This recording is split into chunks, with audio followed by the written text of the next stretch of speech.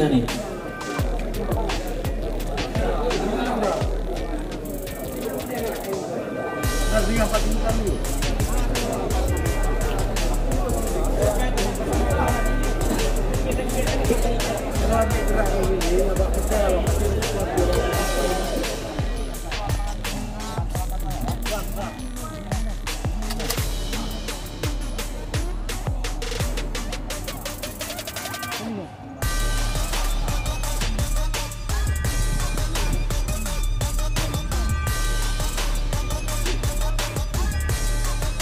Tembak, perhatikan sasaran.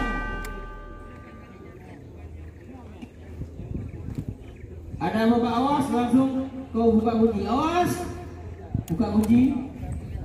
21. Kita bawa kemana kau tu?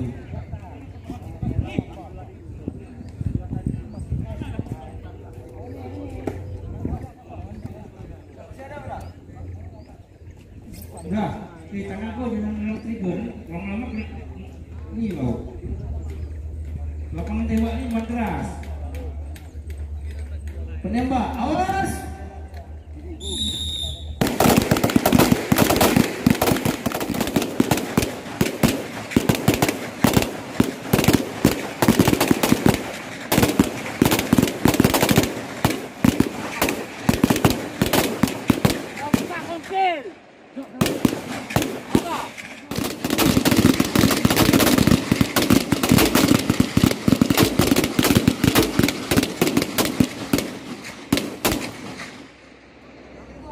Yang sudah selesai melaksanakan penembakan, sudah 5 butir senjatanya diletakkan.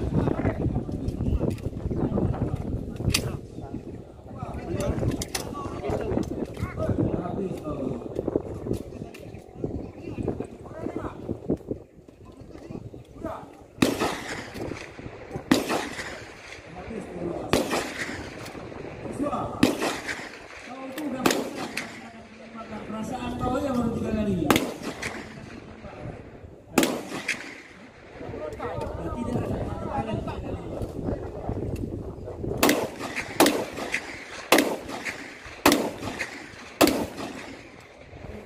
Abang-abang kosongkan, langsung tembakkan kunci senjata dan letakkan.